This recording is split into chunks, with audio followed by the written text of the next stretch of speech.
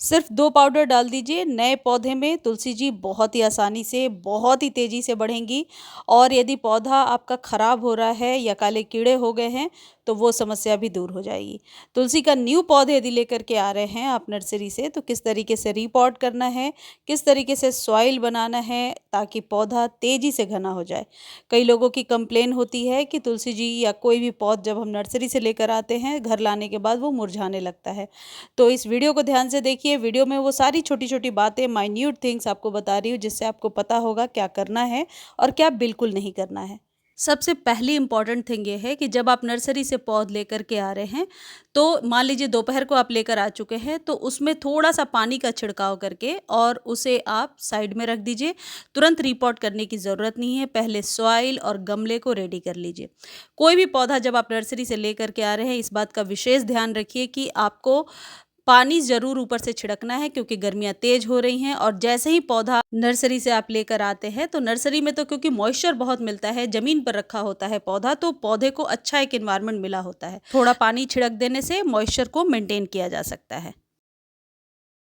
अब second step क्या करेंगे, मिट्टी का गमला लीजिए, कम से कम 6 से लेकर 8 इंच का, यदि पौधा छोटा है तो। इसके लिए जो सॉइल आप रेडी करेंगे, उसमें कम से कम 60% आप गार्डन सॉइल ले लीजिए। बाकी के 20-20 के रेशियो में आप कोकोपीट भी ले सकते हैं और वर्मी कंपोस्ट ले सकते हैं, यानी किसी भी प्रकार के कंपोस्ट का इस्तेमाल ज़रूर कीजिए। इससे जड़ों को फैलने में मदद मिलती है और पौधे को स्ट्रेंथन ज़रूर मिलती है, इससे पौधा जल्दी सूखता नहीं है। देखिए, पौधा लगाने का एक तरीका है कि नीचे से कम 3 से 4 इंच सॉइल को भरना है। यहाँ पर एक चीज़ मैं मिस कर रही हूँ कि गमले में ड्रेनेज ज़रूर होना चाहिए, गमले में छेद हो, इस बात का ध्यान रखिए। अब क्या आपको नहीं करना है, तुलसी जी की जड़ें पूरी नहीं खोलनी है। देखिए, मैंने सॉइल इसमें लगे रहने दिया है, यानी कि जड़ों को नहीं खोला है, सिर्फ एक्स्ट्रा सॉइल को हटा दिया है।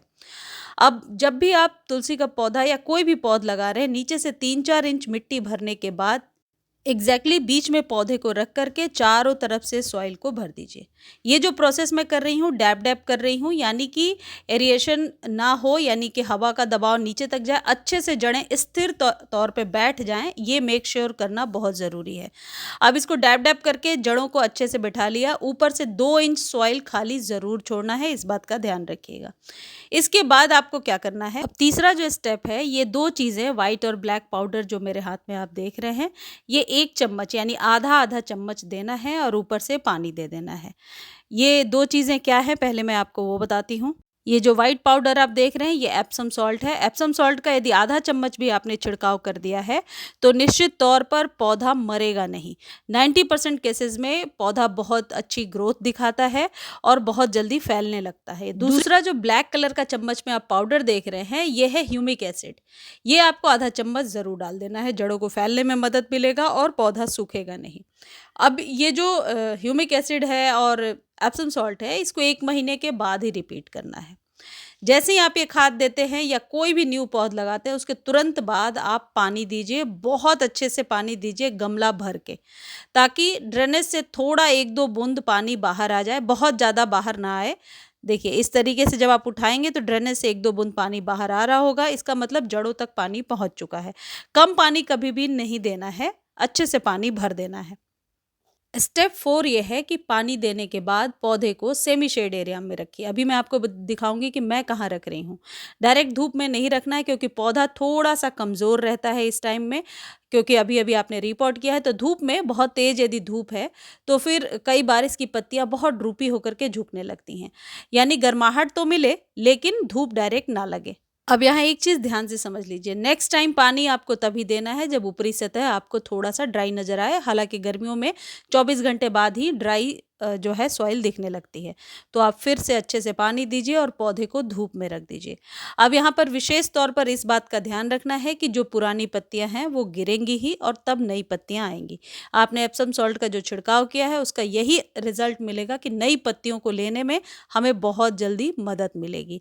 इस तरीके से तुलसी जी के पौधे को आप नर्सरी से ला कर के लगा सकते हैं और पहले से यदि पौधा है आपके पास तो सिर्फ ह्यूमिक एसिड और एप्सम सॉल्ट से छिड़काव कर दीजिए और आपके पौधे की ग्रोथ तेज हो जाएगी। अब यदि आपके पौधे में काले कीड़े लगे हैं जैसे आप मेरा ये पौधा देख रहे हैं, पौधा तो स्वस्थ है, लेकिन इसकी पत्तियाँ बहुत खुल कर के फ्रेश नहीं दिख रही हैं, यानी कि इसमें छोटे-छोटे काले कीड़े का अटैक हो गया है। इसके लिए बहुत ही अच्छा घरेलू उपाय है और जब भी काले कीड़े का अटैक हो, आप ये काम ज़रूर कीजिए। आपको लेना है आधा चम्मच हल्दी और आधा चम्मच कोई भी शैम्पू या डिश वॉश सोप, और इन दोनों को स्प्रे बॉटल में डालिए और अच्छे से पौधे पर स्प्रे कर दीजिए। ये आपको शाम के टाइम में ही करना है।